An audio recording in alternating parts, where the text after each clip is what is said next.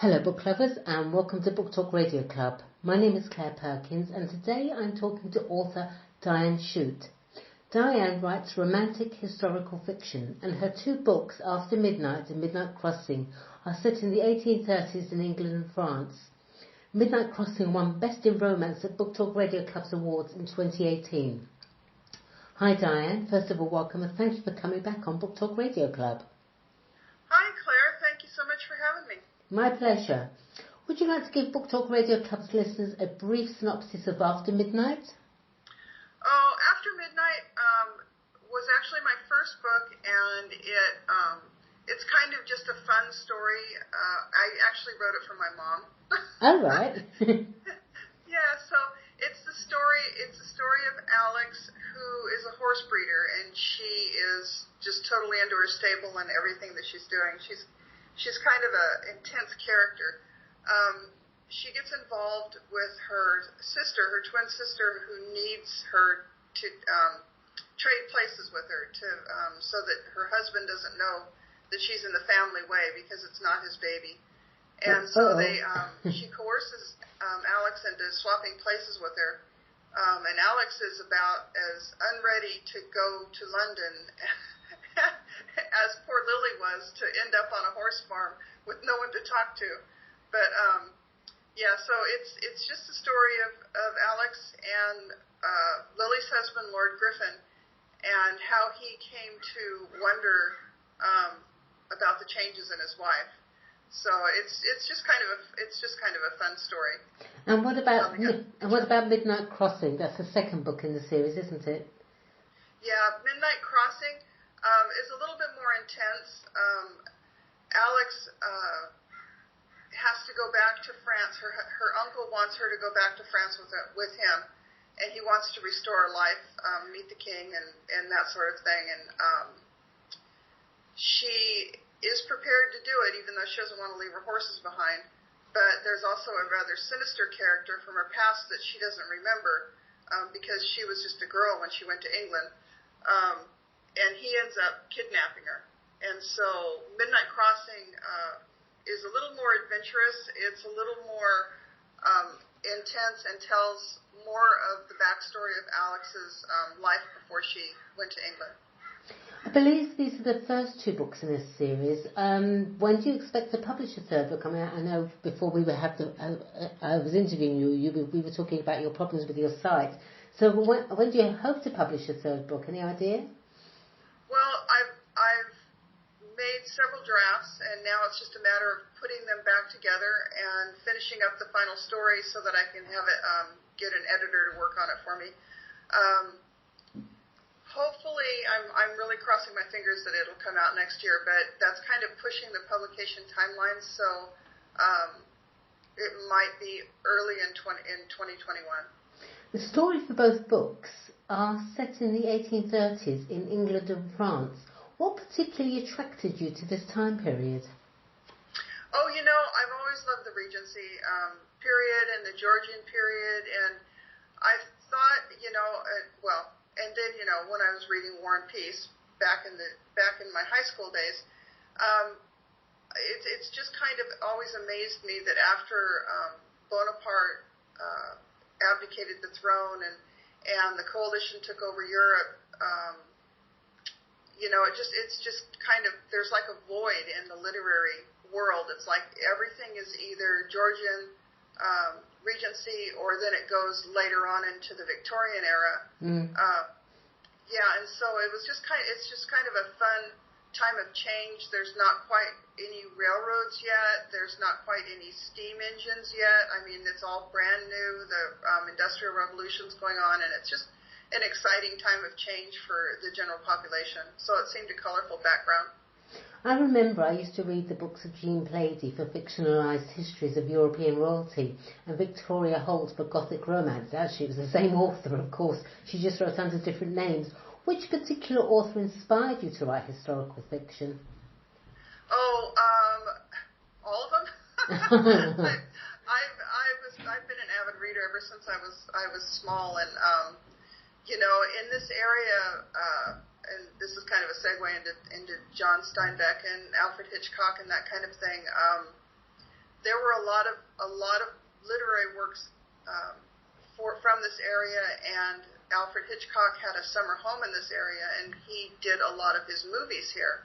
Okay. And so naturally, I had to read because of his film The Birds. I had to read Daphne du Maurier, and then I got I think Rebecca was my favorite book, and I just I do this binge reading thing where I get started on one author and then I read everything I can that they've ever written. And that's exactly what I do too. That's so funny. Yeah. Daphne du Maurier, she wrote The Birds, and Alfred Hitchcock filmed part of it here in the Salinas area, and it's still kind of uncanny to drive past that old country school that's out there on the way to Casterville, and see that old farmhouse where he had all the birds lined up on the Right. wires. Okay. Just amazing. To me, the sign of a good writer is when the reader becomes involved with the characters in the book. Do you feel that Alex and Lord Griffin are actually telling you their stories as you write your books?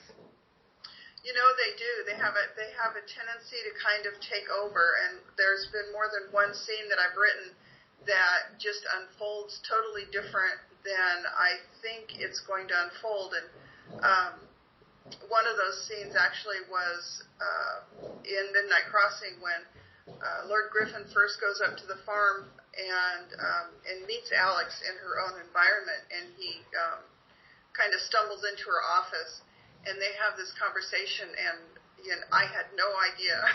I had no idea when I started writing that it was going to come out the way that it did. You got voices going on in your head, huh?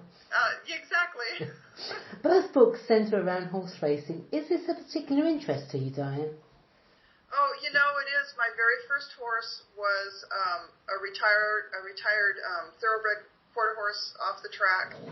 And she was a marvelous horse, except for she, every time she saw a track, she was trained to run, and so that was a little unnerving. I bet. But the horse racing has always been big here in this area, and I remember my father, when I was small, he would watch steeplechases, he would watch horse races, the Kentucky Derby, he'd watch whatever was on TV. So, I kind of grew up with it, and when I was in high school, one of my best friends, who was also an avid horse person, she actually had the opportunity to ride in the Salinas Rodeo. They were having a quarter horse race, and that experience was so different than the kind of riding that we were used to, where we were doing like the barrel racing and the pole racing and that kind of thing, where it was where you had to stand in the stirrups and balance over the horse. It just changes everything, and so that was a big learning curve for the both of us. So it was pretty fascinating. Who is the target reading audience for your books? I believe it's just any woman. I would say college age and above, so with some kind of just looking for a happy-go-lucky read. It's nothing earth-shattering or anything. I do try to bring into it the how the climate has changed and society population has expanded, and our countryside doesn't look the same. And so when I write, especially in Alex, because she's a very visual person, her perspective, I try to reflect the world as it was then. Clever. Hoping that it kind of sparks people to, be a little bit more conscious of our resources. How much research did you have to do prior to publication of each book? Oh, there quite a bit of research, because I really want to make sure that, I'm not changing history. I've noticed in my research, going from blog to blog to webpage to webpage, that especially with Napoleon, there are different details surrounding his death, surrounding his life, surrounding the aristocracy and the changes that he made. So, I try to verify between credible sources. You can't just make it up as you go along. And sometimes I think some of these people on the blogs, they just kind of write what they think happened because they've heard it so much that they're assuming it, but actually what they're doing is they're changing history. So yeah, it's a little tedious, but it's really interesting. Well, I bet it is. I've always loved history. You live in Salinas, as you said earlier on, which is the birthplace of writer and Nobel Prize laureate John Steinbeck.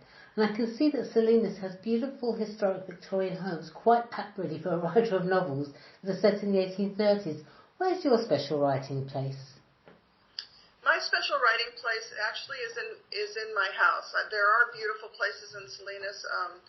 We have, oh my gosh, there's the beach that's 10 miles away, and the Carmel coastline, and thankfully most of Monterey Bay is a marine sanctuary. So the areas around here are really pristine, but windblown sand doesn't work well in my computer. No, I can't imagine it would do, actually. So I have a tendency to stay home. I have 2 dogs and 3 cats, and they just kind of keep me company, and they sit on my shoulder and plop on my keyboard, and they help me write. Oh. As I said earlier, after Midnight and Midnight Crossing are part of a series. Once you've completed it, would you consider writing in another genre, and if so, which one?